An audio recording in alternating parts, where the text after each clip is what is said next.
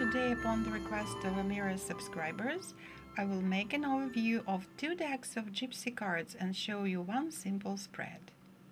So Gypsy cards there is a lot of different decks, and sometimes they're called Gypsy Tarot cards, but what I'm working with, they're called just Gypsy cards for divination, and I'm using 2 decks.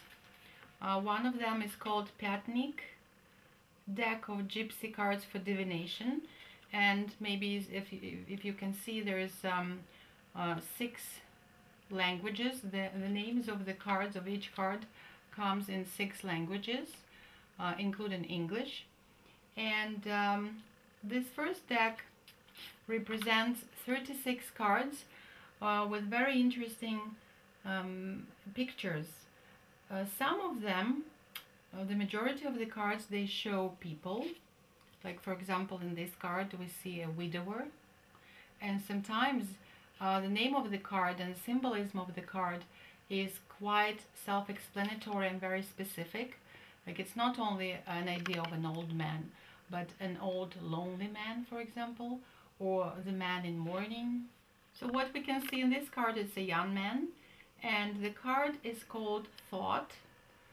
Most likely the man is thinking, contemplating about some situations in his life, and it can symbolize just a young man in somebody's life, or it could be the person who is asking a question, a reading, or it could just show that there is some kind of situation when people are thinking deeply, engaged in thinking deeply about it, and maybe looking for some kind of decision. There's also a number of cards with symbolic figures. For example, this card is called Fortune, and we can see a symbolic figure of a goddess of abundance, and she's holding cornucopia. And of course, this card symbolizes abundance and good luck and everything which is good in life of a person who is asking for a reading. On some of the cards we cannot see any people, and it just may be birds or animals, some objects. So here in this card, which is called a letter, also very self-explanatory card. Of course, it symbolizes a message coming to the person who is asking for a reading, and because there is this beautiful kind of blue skies, baby blue, and we can see a couple of beautiful branches of a tree in blossom. Most likely the news is coming, very good news. However, as we can see looking at all these cards, that not all of them indicate beautiful, wonderful, lovely moments. For example, if we look at this card, which is called Falseness, we see that there are 2 animals, a snake and a cat, and they are in confrontation. So this card, of course, will indicate confrontation, miscommunication. If the reading is about love relationship, it could be fights, it could be conflicts, and it could be also cheating. In any case, it indicates some kind of conflict and confrontation, and of course some irresolvable issues between 2 partners. Oh, in business relationship, it can also show not only conflicts, but actually could go, it can indicate also about some kind of cheating in the papers, in maybe books, especially if this card, Falseness, will come out with the card which is called the Judge, and they come together. Of course, it will talk about some kind of conflict and even trial that could be initiated by one of the partners, business partners, and it could be accusations of cheating, cheating of the books, and it could be even a trial. Looking at some cards, we can see that in some of them we can see only animals without people. So for example, in this card, which is called Fidelity, we can see a dog, and the dog is lying near the tomb of its master, And of course, this card is self-explanatory. It tells us about loyalty, fidelity, devotion, maybe loneliness, friendship, true friendship. And sometimes we also have to pay attention to what is behind the animal or the person who stands at front. We can see that in these cards, in gypsy cards, there are no wands, swords, cups, or pentacles. So they don't really represent traditional or typical tarot deck. However, they also have all these implications about some cards speak more about love story. So for example, if you look at these cards, of course they talk about love relationships more than, let's say, business relationships. Looking at these pictures, we can think that it's very easy to read these cards, and largely it is so. At the same time, I must say that these cards have their own character, and it takes time to familiarize. You need time to familiarize yourself with each of the cards and make an interpretation for different situations. So, for example, of course, it's very easy to give interpretation of the card marriage if the question of your reading is about marriage. However, if the question is not about marriage, but let's say about business relationship, again, you can imagine that it indicates some union of the partners, agreeable to some kind of commitment. So again, we can interpret it from this point of view. Some of the cards, they don't have any people or animals, they're just objects. So for example, in this card, which is called money, it's again very self-explanatory meaning and symbolism that of course it shows abundance, it shows income, good income, maybe some kind of windfall, and there is no people there, so maybe the question is about money or finance, but it could be that, for example, if the question is about relationship and you get this card, what could be interpretation?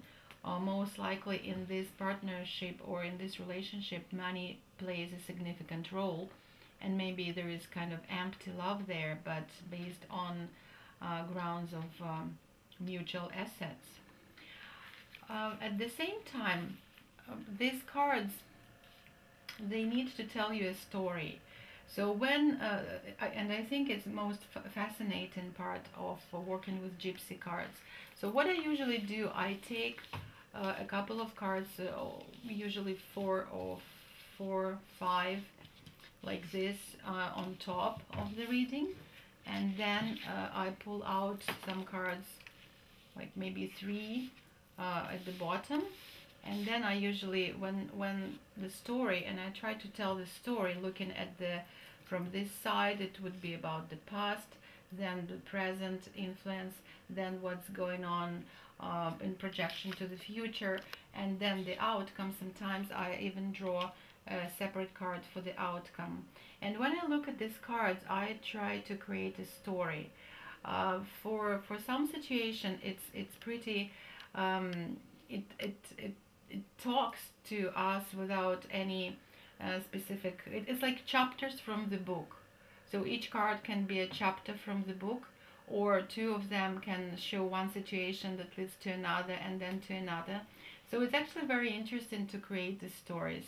Of course, you have to bear in mind the reader's question, or the question that you are supposed to help someone with, and that's what you do with the gypsy cards.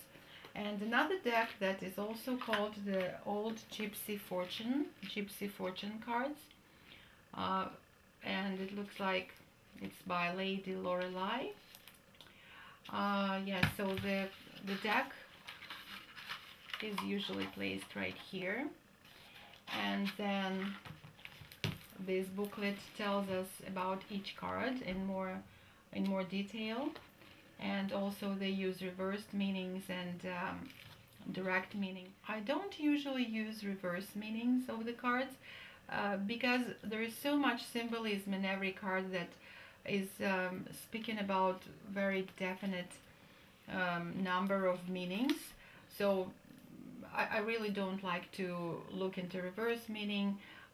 Looking for example, if we look at the cloverleaf card, of course it's luck. Of course it's some kind of abundance. Of course it's a good path into the future, or the present is peaceful and abundant. And if you like, you can also use reverse meaning, which shows that your luck will be better or another day. And good fortune doesn't smile on the situation in question. However, personally, I'm not drawn to both reverse and direct meanings, and again, we should not forget that we're using cards just to make a story of our situation, and we are seeking advice from our unconscious. We are not really taking for granted all whatever the cards tell us, but we use them as a basis for creating this connection between what we need to do in a certain situation and what could be the flow of energy that comes through cards to us. And the symbolism sometimes maybe it's too direct, too mundane, and you have to interpret it in relation to your specific situation. So talking about Gypsy fortune cards that I just talked about, this deck looks slightly different. So for example, here's the card that you cannot find in Piatnik's deck of cards, which came from Austria, by the way, from Vienna. So here we see a young woman reading a letter, most likely love letter. So this card can talk about good news, specifically if the question is about love relationship. So it's a very good omen to take this card. That means that yeah, it's a definite yes.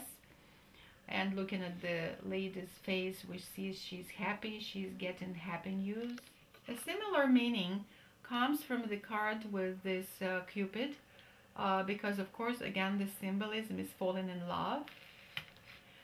The symbolism of a star is very close to the symbolism of the traditional tarot deck star card. It is all about hopes, some fortune coming to us, beautiful happenings, and of course a lot of luck. For example, this card shows partnership. It could be friendship, it could be business relationship, it could be some union of two sides, two partners who are very agreeable to each other. It could show the beginning of some kind of a project, and most likely it is a very positive feeling coming from this card. Some of the cards in this second deck from old Gypsy fortune cards are very interesting to interpret, because for example, if we look at this card, we can see here a pig, and the pig is standing near its plate, although there is no food.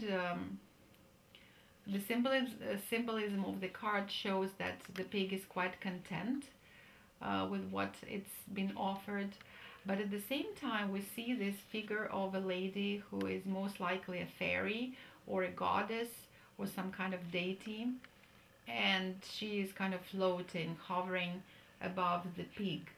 So what could be the card about? As I interpret it, the card shows us that we shouldn't forget about balance in our life.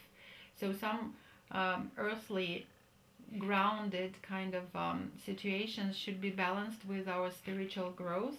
So we should not forget about the balance of these two most important directions in our life. So if, for example, we are only floating somewhere in the sky, maybe daydreaming too much, so we may lose our plate, right? And we may lose some ground for our daily life and our daily necessities. But if we are resembling, I would say, this animal, this pig, and we forget about spiritual growth, so it's also kind of imbalance, and we are too much content with just very basic things in our life, and there is no spiritual growth. So it's a very interesting card. And again, you can use the booklets that give you some kind of, you know, insight into each card. I personally like to interpret them as they appear in the reading. And now I'm going to show you a few very simple spreads that I usually do. So one of the easiest way to start working with Gypsy card deck is one card reading. You can do it for yourself or you can do it for somebody else. And usually the questions are like you can ask any question.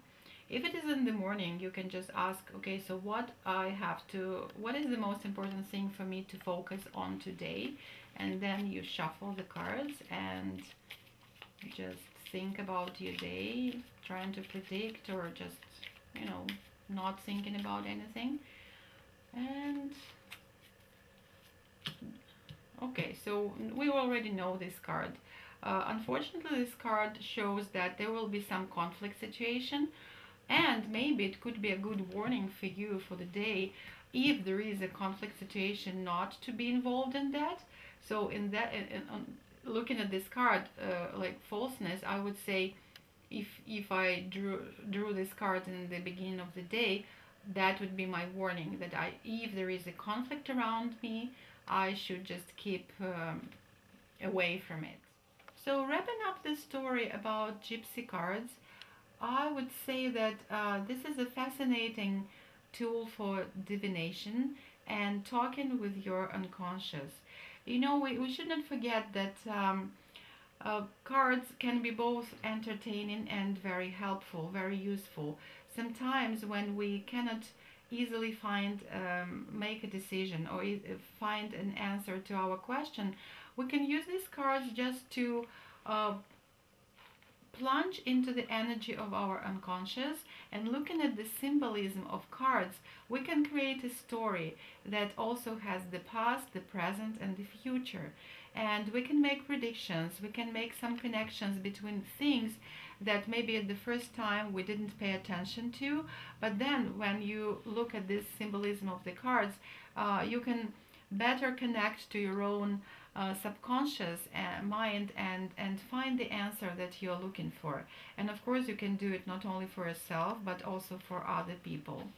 So if you have any questions, please ask me, and I wish you luck in your own readings and spreads, and thank you very much for your attention. Good luck in readings. Bye bye.